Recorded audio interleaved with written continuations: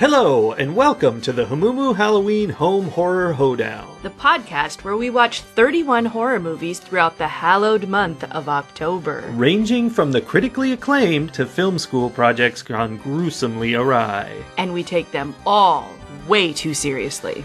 I'm your host, Mike Hummel. And I'm your host, Sully Hummel.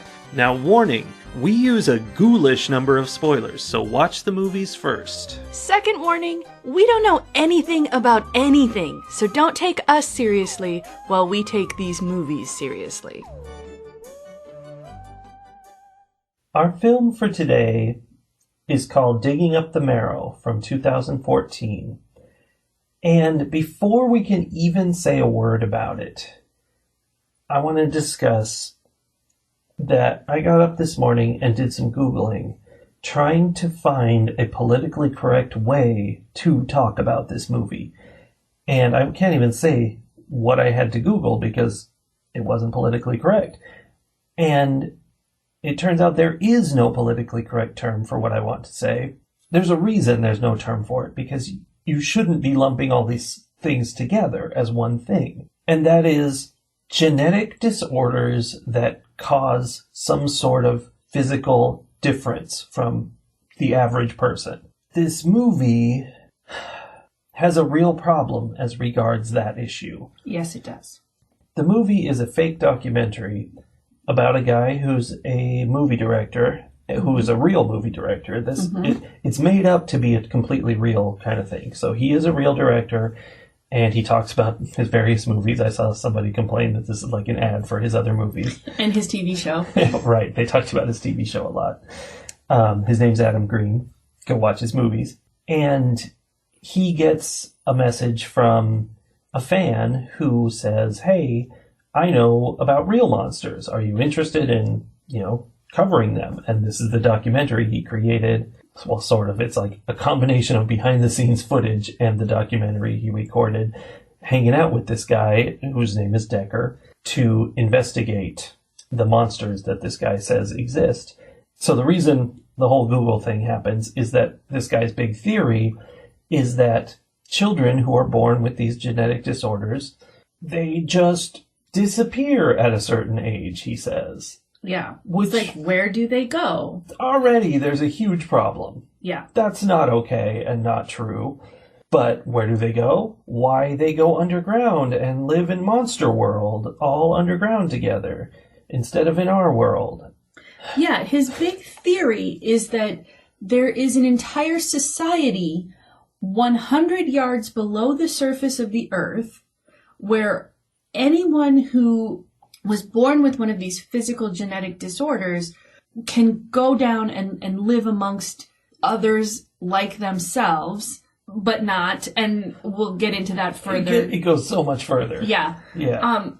And, he goes on, he talks about how it's a full society, they have jobs and they have loves and marriages and, creativity. And it started with me thinking, okay, this movie is making a point. And also, Adam Green, he goes through the whole movie super excited that this is happening and asking everybody around him, isn't this what you always wished for? Didn't you always wish that monsters were real? Yeah, and monsters. But his definition of monsters has always been, according to this documentary, that monsters are just misunderstood. Mm-hmm. And so there was this vague idea that those who are different from us are misunderstood and therefore end up labeled as monsters, and that is a problem. That is what it was trying to say. And that's delightful. Yeah. And that's completely not what they did. No. I mean, fundamentally, the whole idea, a monster comes crawling up out of the hole, and they're like, wow, that's another species of monster. And you're like, wait. Yeah.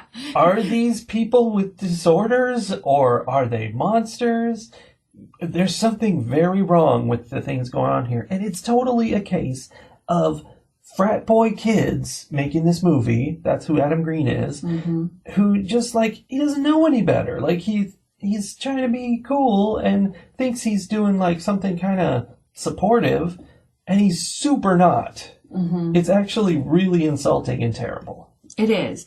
And it very much conflates real, live humans whose physicality is different from other humans with fantastical reports of abnormal births. Like not just abnormal, but like the kind that where this everything grew in the wrong places and in the wrong ways and in ways that are completely unviable for life. Like, you know, many of the images that were drawn of these quote unquote monsters were entities that would not have been able to live. And in conflating those stories, which, you know, have often been turned into entertainment in like Time Life books and stuff like that, when you treat that sort of thing and say that it's exactly the same as any person who was born looking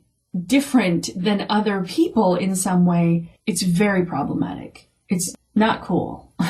Yeah, and just like, and where do they all go? I mean, they don't disappear at a certain age. I mean, that's part of the story. He's not necessarily saying that's reality, but there's a creepy element to that of eugenics and whatever. And part of me wanted to be like, okay, well, sometimes these kinds of genetic disorders cause people to die at a younger age. You know, you have a shorter lifespan. Also, because humans are terrible and always have been, we hide people away if they don't meet our definition of acceptable looking. So, and I think that's what they were trying to get at. Yeah. But then in saying, where do they go? And acting like they've actually gone somewhere, when in fact they're probably in a hospital somewhere or tucked away in some assisted care place where we don't have to look at them. You know, we being the general American population, not being the people who are part of families who have known and loved individuals with these kinds of differences. That's all one big problem with the movie. Yes. But what I want to do is set that aside and just say, okay, this is a movie about the land where monsters live under the ground, and discuss the movie and pretend that whole part isn't there, because that can be separated. It's totally irrelevant to the plot, with one very key exception. Yes. Okay.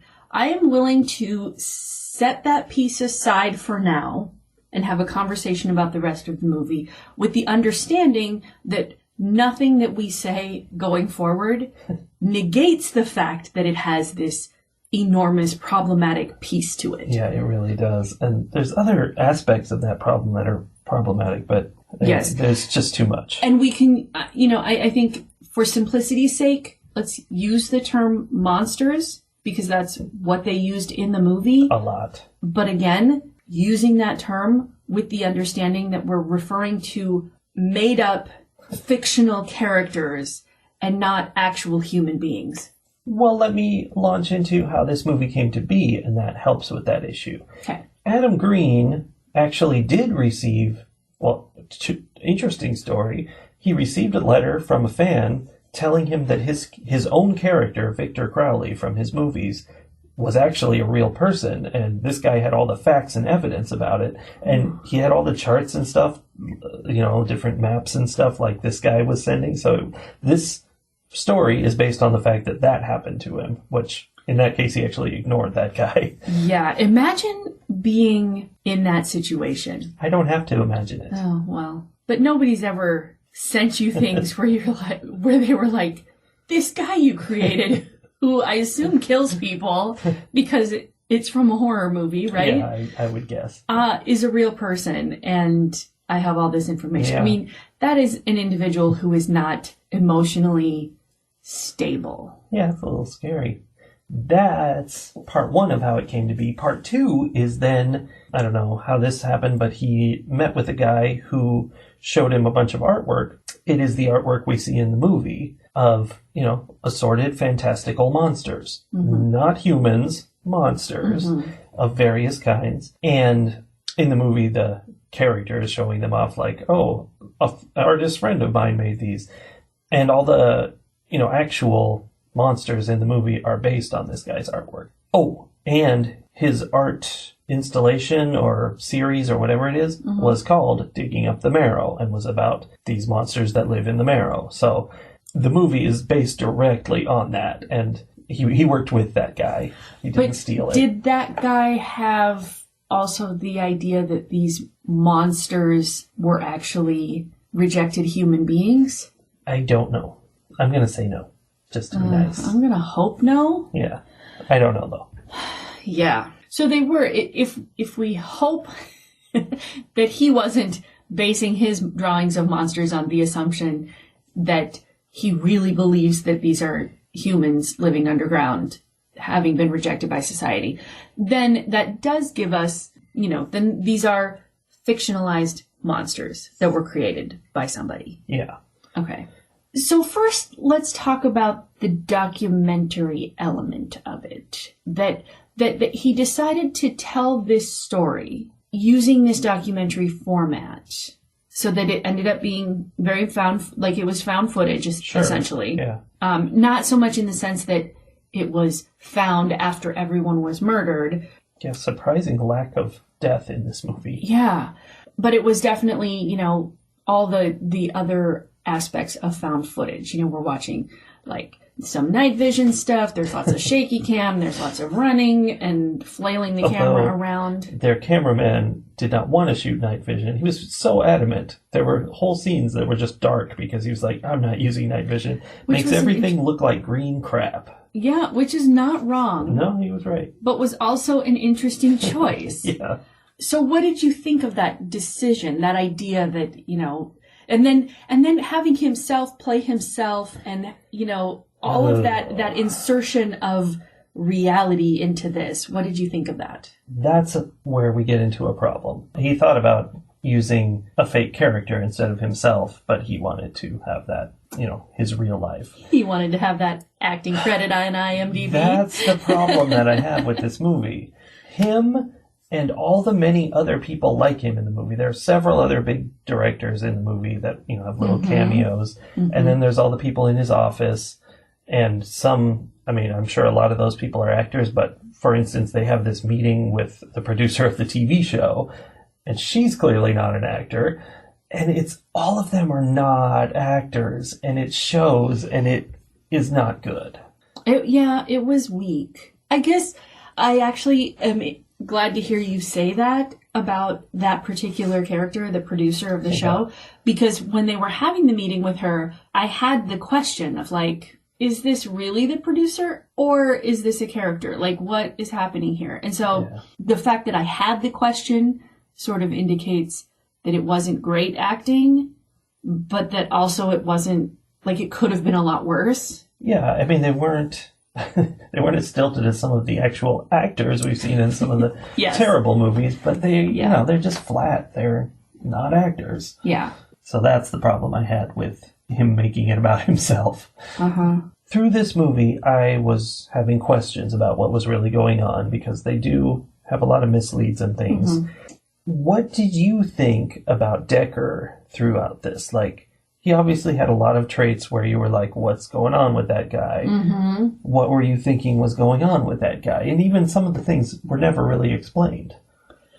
I think that there was a lot of missed potential with that character, or maybe not even missed potential because they saw the potential, they suggested the potential. There was a lot of promise and no follow through with him, I guess. Yeah. There were suggestions that he may or may not have been part of the Boston Police Department. Right.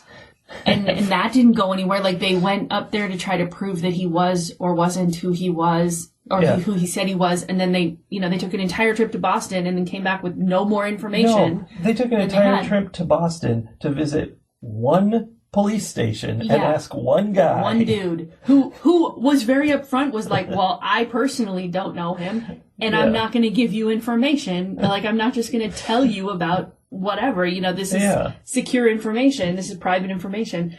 It was not well thought out in terms of the characters trying to get that information, which then in turn makes me think it wasn't well thought out in terms of the director or the writer creating the story, you know? Yeah. It was just a weird choice. The whole bit about his son, where he has a son, but he won't talk about it. Yeah. That was a really good setup. I wanted that story, and nothing came of it. Like, No. I wanted that to be tied into where he was, like, spoon-feeding the hole, and where he was sobbing at the edge of the hole. Like, I mean, I think it was connected, but there's no info.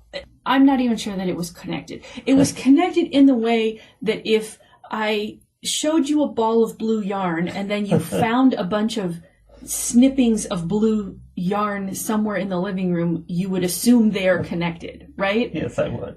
But they're not actually connected.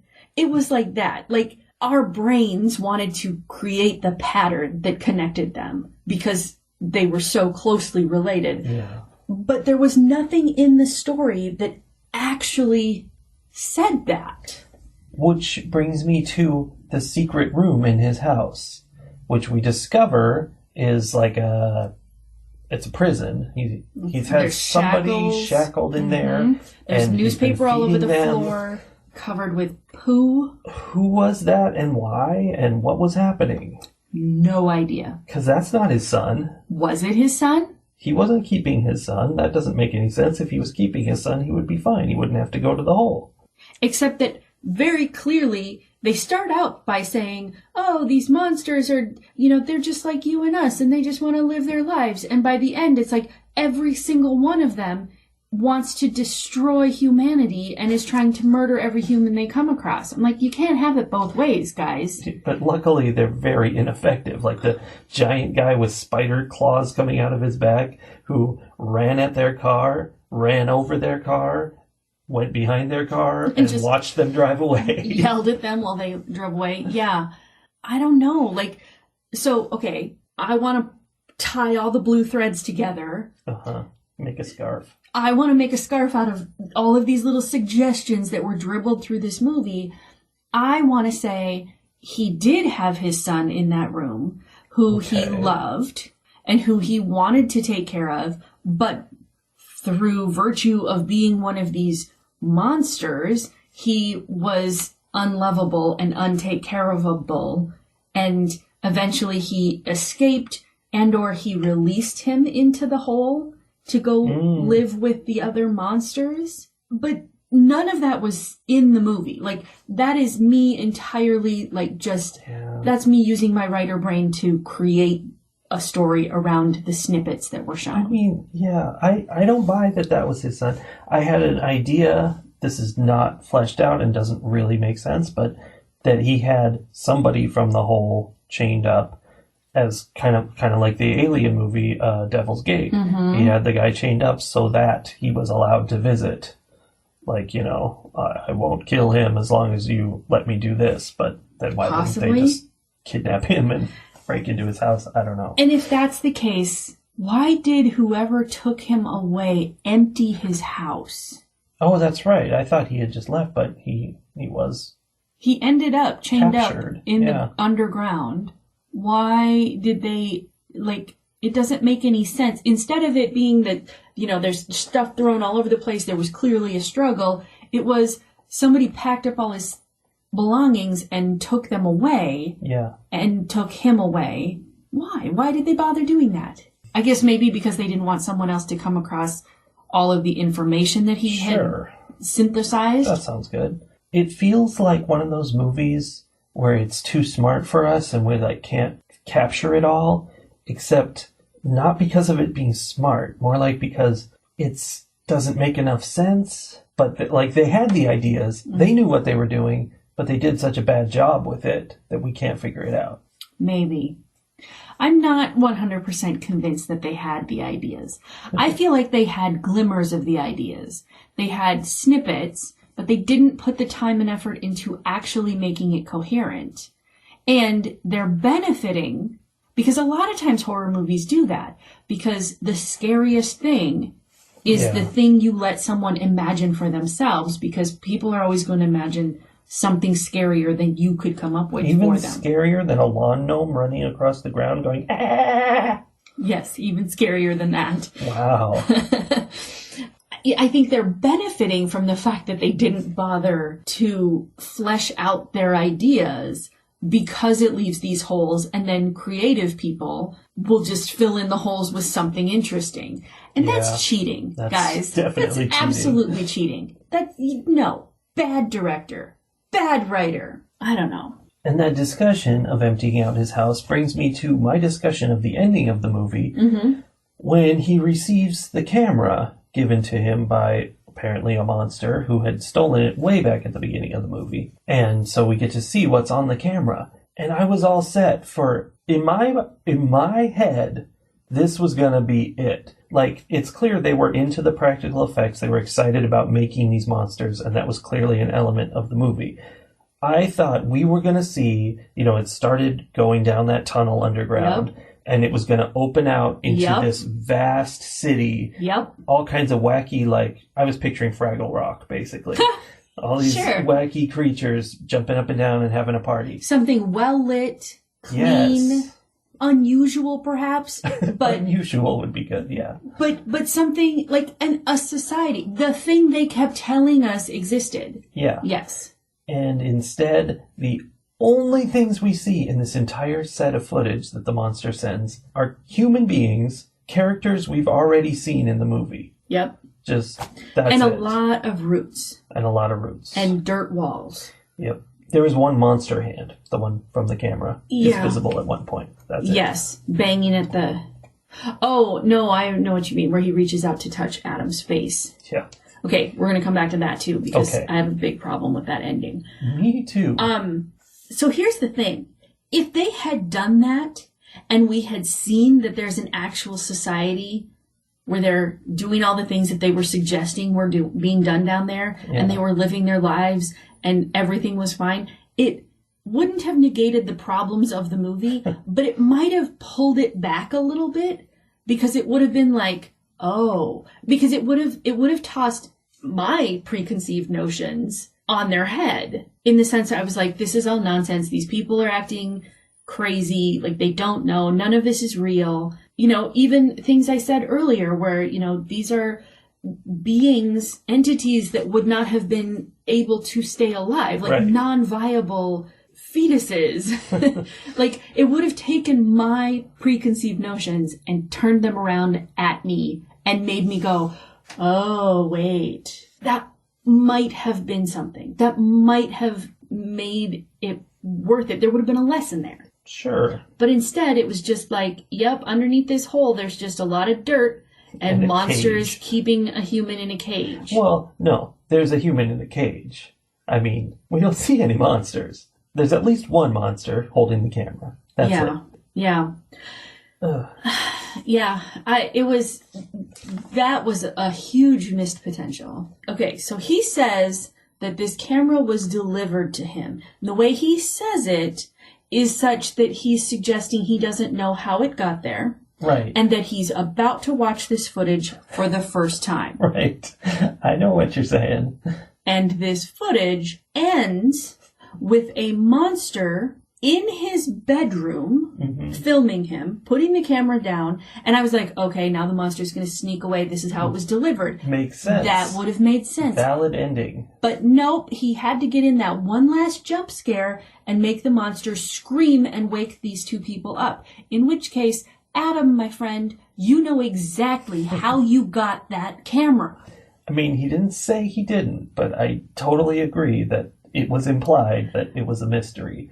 I think that was shoddy writing. I think that somebody didn't put two and two together. They were just really excited about, okay, so we need him to get the camera back, and it's creepier if he doesn't know how, and then we want one last jump scare for the audience. Yeah. And they didn't think about how that jump scare completely ruined their setup.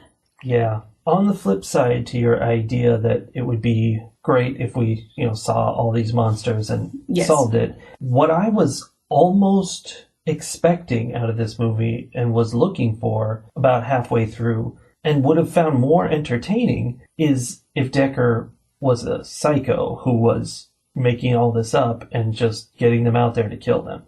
Right. Because it was looking sort of like that, and there were some questions about where this camera went and all sorts of other things. And it was just like it could have been there.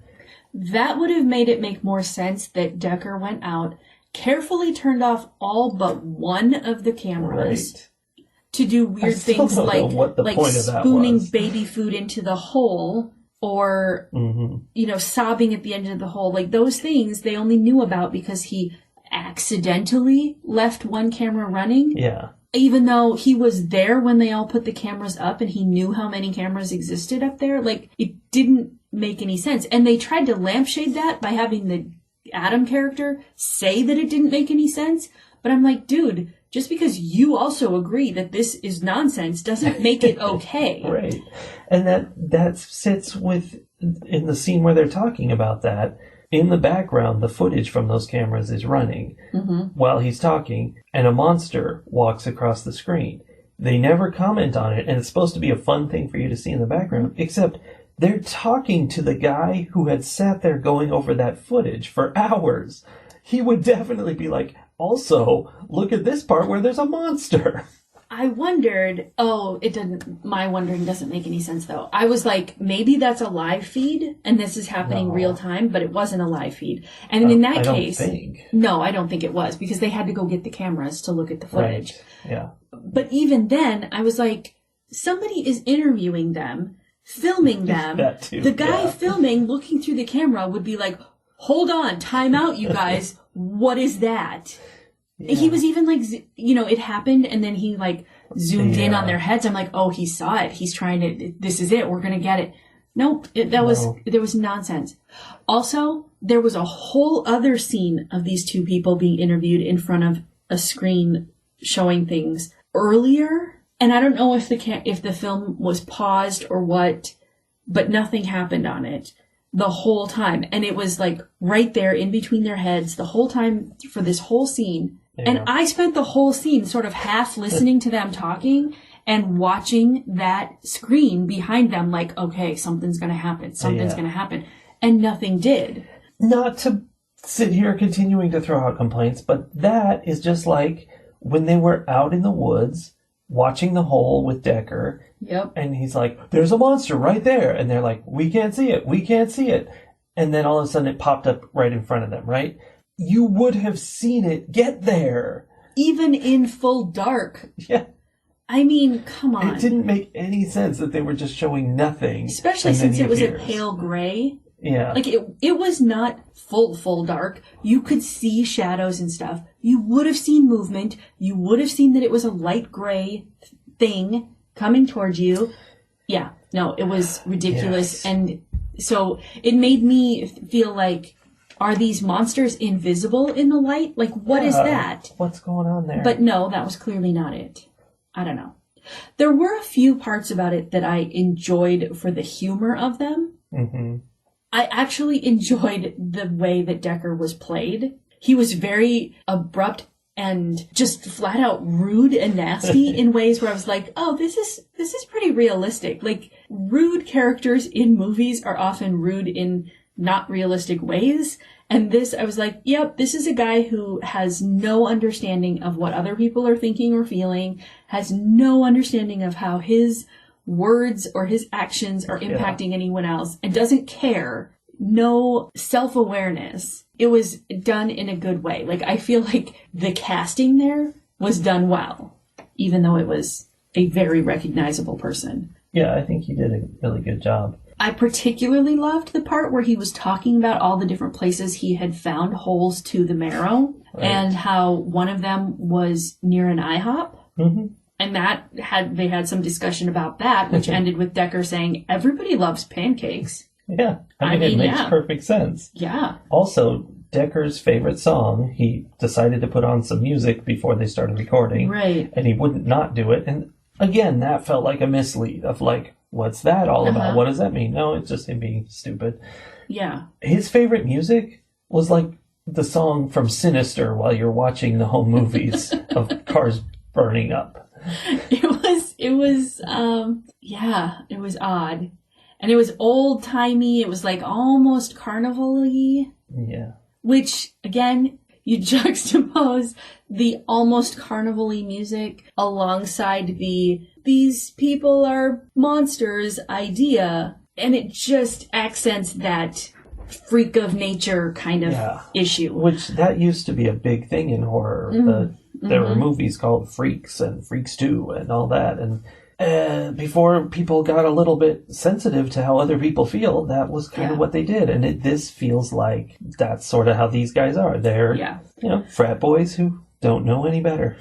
But the best part about the song, his favorite song, he's like, this is my favorite song. And Adam asks him, who is it? He says, I don't know. Why would he know that? Why would he have any information about his favorite song? There was one other line that I absolutely loved. They were trying to convince Decker that they should be able to put these like fake street lights out by the hole. Yeah. Again, there were so many issues with that they just chose not to address. So many. One of them being, like, they wouldn't come out except when it was dark, so we couldn't see them, so they're going to make it light, because clearly it's a time issue with them. Like, I don't even know what they were thought they were thinking. But they're trying to convince Decker that it's okay to put this light out there, and he's like, well, but, how bright is it going to be? Yes. And Adam says, on a scale of 1 to 10, it's very soft. Which is pretty accurate, I think. Because, I know, just like you, I learned how to count 1, 2, 3, 4, soft, 5, 6, 7, 8, 9, 10. Very soft is in there, too. When I was very young. I know. I don't even know. Like, scale of 1 to 10, it's really soft. Yeah. All right, Adam. But all of that goes to this same idea. We've talked about tons of issues with this movie, and they all fit in with another one I'm about to bring up. Yes. Because it feels like the guys who made this movie just sort of threw it together and didn't put any thought into how things work, or, whether this made sense with that or made sense in the first place. And one of them is that he said he was a Boston cop. When they found out that nobody at the one police station in all of Boston knew him. That one guy. Right. That the one guy who does policing in Boston didn't know him. He was like, private detective. Private means private. I'm thinking, private detectives aren't cops. Right. They're not even, there's no connection there at all. Oh, yeah. There was a lot of disconnect there. Somebody took that ball of blue yarn and just shredded it. It was a cat. And just sprinkled it around the room, hoping people would imagine a ball of blue yarn. Ratings. It sounds like I hated it, but for most of it, I loved it. I wanted to get to these answers. They set up so many questions, and then in true Netflix original style, they threw them out the window and set them on fire and dropped a bomb on them. Uh-huh. So, I'm not saying like a Netflix original, it was like good all the way up till the end and then terrible. It was bad throughout, but it had so many interesting questions, and I was really enjoying the idea that, hey, it's a real director and this is his, there was like some kind of behind the scenes sort of stuff, like going to a con and whatnot. Mm-hmm. And that was fun. You got to see Steve Agee. That's right. We briefly got to see Steve Agee. So it all seemed cool in a lot of different ways, except for the looming issue of ableism, and then just so many dumb parts to the movie, just ridiculous decisions that didn't make any sense. It really just claws it down, and the wrap-up makes no sense at all. Mm-hmm. I'm going to go a little higher than I would have otherwise, because it had me going at first. I'm giving it very soft out of 5. Just kidding. Just kidding.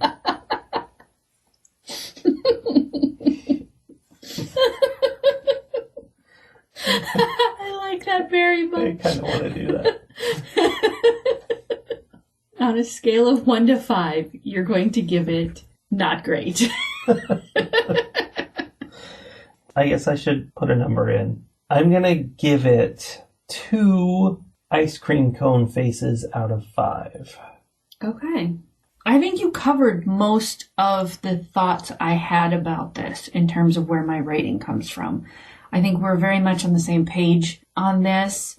Were you finding it interesting? There were definitely interesting things about it. I mean, like I said before, I had some real questions about Me too. what's actually going on here and what's in the storage room and what happened to his son. I mean, they set up some really good questions for the viewer, but then they completely failed to answer them. Yeah. And on top of that, there were a lot of things. Like, sometimes if there are little things, but the overall story holds together, I'll be like, sure, I don't care. You know, some people are like, where's the cat? Where's the cat? I'm like, I don't care. There was a cat. Cat's gone. It's fine. I'm not going to get hung up on the little details. But if your overall story doesn't hold together and you have a bunch of little details that don't stay true, that's a problem. For sure. I mean, it leaves very little for me to hold on to in terms of positivity. I do think the intent was good, but I think it's very, very, very important for us, particularly the us that is embodied by things like white, male, That's me. middle class, able-bodied, That's not really me. cis straight. These terms that are the quote-unquote normal side of these spectrums that we divide humanity into, when we land on that side of the spectrum, we have to pay attention to what we're doing and what impact our intent has. Yeah. So I think that despite the positive intent, the impact was overall not great. No, it was not, for sure. So I am going to, I made a point of picking my number before you said yours because I was afraid I was going to be influenced by what you said. I'm going to go slightly lower than you and give this 1.5 ice cream cone faces out of 5. Okay, sure. Now, here's the thing. What's the thing? For the first time this month, I know what our movie for tomorrow is. Awesome. It is very much related to this movie. In fact, this movie is a clear homage to the movie we will be watching. Oh. The movie we will be watching is called Nightbreed, and it is a Clive Barker film. And the fundamental difference between that movie and this one is that in that movie, the monsters are monsters, and they don't pretend that They're humans of some kind. I mean, they might actually be humans, but, you know, whatever, rituals or something corrupted them. I don't even know. We're going to find out. But monsters, it's not some insulting attack on other human beings. I mean, except that it probably metaphorically is pretty insulting. But this one didn't even bother being metaphorical. Yeah. This was just some humans are monsters. Yeah. Which is a problem. We should put them underground. Right? I wish they would go live 100 yards below the surface of the earth so we could all be happy. Yeah, that's literally what it said.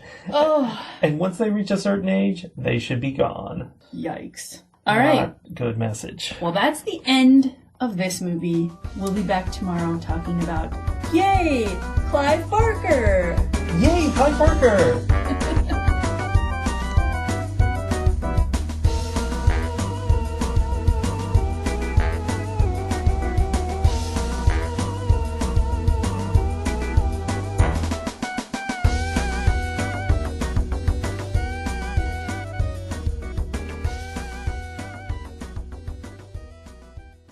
You juxtapose? Just the pizzles. You juxtapose